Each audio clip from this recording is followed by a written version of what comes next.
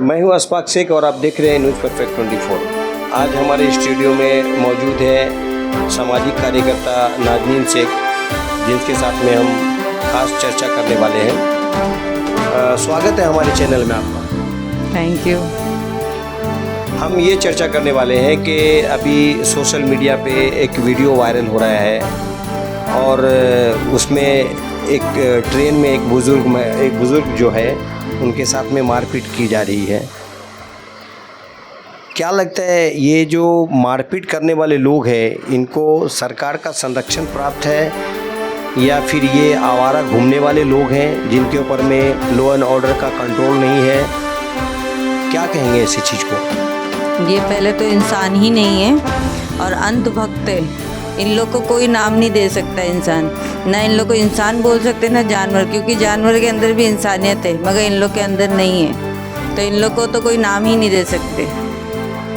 दूसरी चर्चा हम ये करना चाहते हैं कि आने वाले कुछ ही समय में महाराष्ट्र के अंदर में इलेक्शन है। महाराष्ट्र के अंदर में आज से नहीं बल्कि एक अरसों से सभी समाज के लोग मिलजुल के रहते हैं। पता ही नहीं चलता है कि कौन हिंदू है, कौन मुस्लिम है, कौन क्या है। लेकिन जिस तरीके से अहमदनगर में हुआ, नीतीश राणे जो है वो घूम घूम कर मंचों से एक विशेष समुदाय की, यानी कि मैं क्लियर कर दूं कि मुस्लिम समाज को टारगेट कर रहे हैं, उनको गाली गलौज कर रहे हैं, उनको मारने की धमकी दे रहे हैं। क्या इससे आने वाले समय में इलेक्शन पे असर पड़ेगा? आने वाले समय में इलेक्शन पे भी असर पड़ेगा और लोगों की सोच पे असर पड़ रहा है। मतलब अभी हम लोग जब बाहर जाते हैं या कहीं घूम रहे फिर रहे तो पता चल रहा है लोगों के अंदर, मतलब लोग है ना देखते हैं, पहले नाम पूछते हैं, आपका नाम क्या है, अरे मुस्लिम है, अरे ये हिंदू है, ऐसा हो गया। पहले ऐसा नहीं था, पहले इंसान ये नहीं देखता था कि वो हिंदू है या मुस्लिम है, अपने घर पे बुलाता था, बिठाता था, एक गिलास पानी पिलाता था। अभी ऐसा हो गया ना, मतलब बिल्कुल इंसानियत नहीं रह गई है। पहले हर त्यौहार में कैसे इंसान हिंदू के घर पे जाता था, गणपति हो या दिवाली हो या कुछ भी हो, और हिंदू लोग मुस्लिम लोग के घर पे आते थे, सेवई खाने, बिरयानी उन लोग को बहुत अच्छा। मगर अभी मतलब एकदम इन लोग, अभी बीच में हम लोग एक मतलब इवेंट्स वगैरह में गए थे, वहाँ पे एक लड़का और एक लड़की का मतलब ऐसे जाने में झगड़ा हो गया। तो मतलब बाजू की जो वो लोग लड़की लोग थे या वहाँ की जो आवाम थी वो सीधा मतलब बोलने लगी गंदे वर्ड में, मतलब मीम होगा, मतलब अब मैं वो कैमरा में वही वर्ड यूज़ नहीं कर सकती हूँ, मतलब वो मुस्लिम होगा। तो मैंने बोला ऐसा कैसे मुस्लिम, अगर जो बचाया वो भी मुस्लिम था। मैं बोली जो बचाया वो ये जो नीतीश राणे घूम घूम के जहाँ भी जाता है वहाँ पे आग उगल रहा है और गंदी हरकतें कर रहे हैं। आपको ऐसा नहीं लगता है कि इसको सरकार का संरक्षण प्राप्त है या फिर वो अपनी राजनीतिक ज़मीन तलाश रहा है? कहीं ना कहीं से उनकी राजनीतिक करियर ख़त्म होने वाली है, तो उसके राजनीतिक करियर को बनाने के लिए वापस हिंदू मुस्लिम या फिर धार्मिक रूप अपना करके वो इस तरीके का वक्तव्य दे रहे हैं जिससे कि समाज के अंदर में तनाव पैदा हो।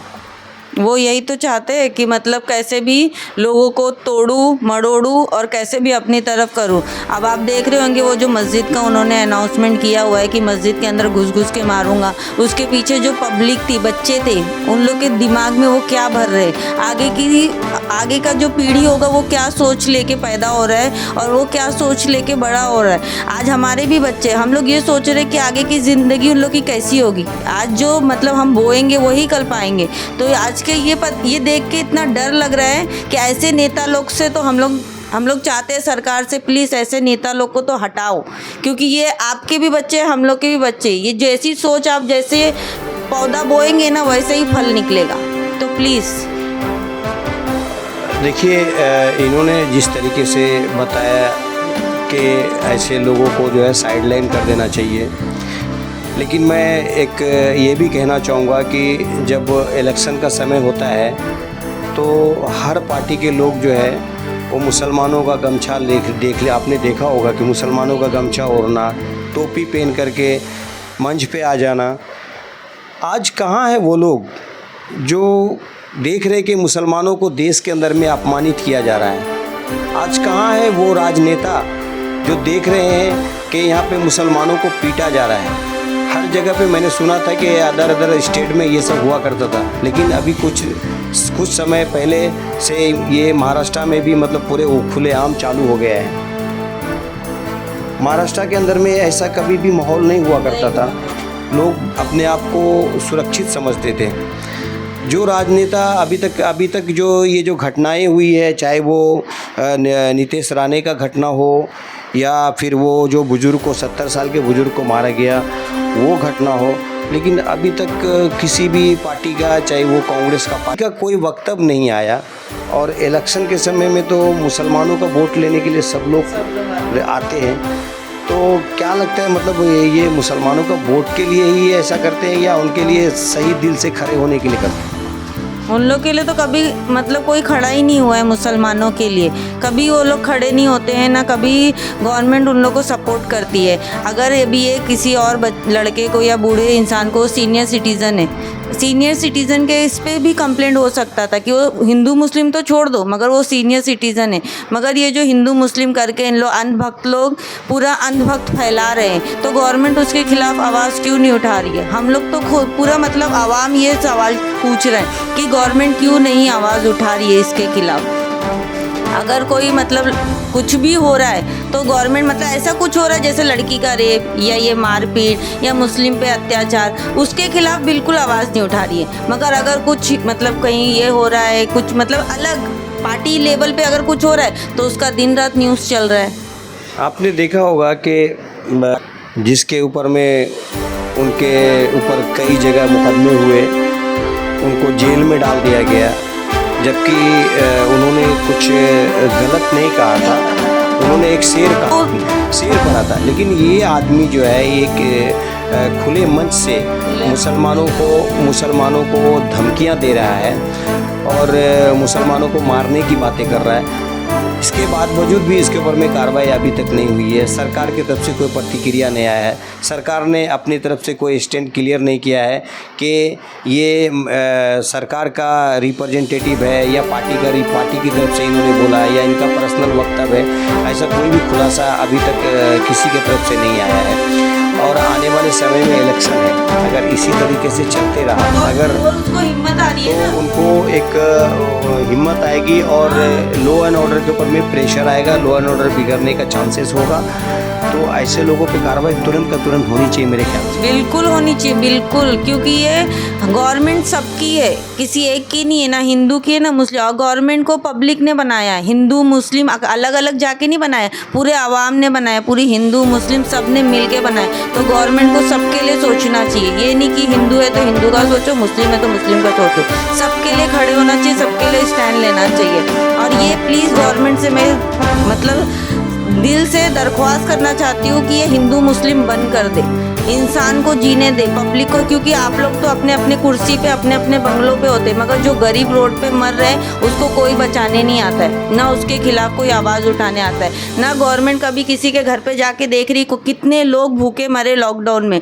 कौन सा गवर्नमेंट ने साथ ये नहीं सोचा कि वो कल के दिन खाएगा क्या, पिएगा क्या, जिसके घर में रोज़ कमाने वाले हमने खुद ने देखा है। हम बस्ती बस्ती जाके किए है समाज सेवा, हमें पता है लोग भूखे भूखे मरे।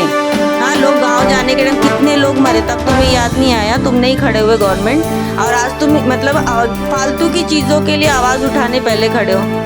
एक मुसलमान मौलाना साहब जो आप बता रहे, वो आज इतने सालों से अंदर एक मतलब बात की वजह से अंदर है, और ये खुलेआम रोज़ खुलेआम कुछ ना कुछ गलत अंधभक्ति फैला रहा है, मगर कोई उसके खिलाफ आवाज़ उठाने वाला नहीं। क्यों नहीं आवाज़ उठा रहे? गलत है ना, मतलब किसी हिंदू, अगर हम किसी मंदिर के खिलाफ बोलेंगे तो हमें पता है वो मंदिर है, हम किसी के खिलाफ नहीं, मगर वो हमारे मस्जिद के खिलाफ क्यों बोल रहे हैं? इसकी इतनी हिम्मत कहाँ से मिल रही है? हम लोग ये सरकार से पूछना चाहते हैं, इसको इतनी हिम्मत मिल कहाँ रही है? कहाँ से मिल रही? गवर्नमेंट से, पुलिस से, या कहाँ से मिल रही है? हमें बताइए कि हमें भी पता चले। हाँ, इसको इतना बैक सपोर्ट है, इसके लिए वो बिंदास कुछ भी बोल रहा है। और अगर सपोर्ट पुलिस और गवर्नमेंट नहीं कर रही है तो उसके खिलाफ क्यों नहीं कुछ एक्शन लिया जा रहा है?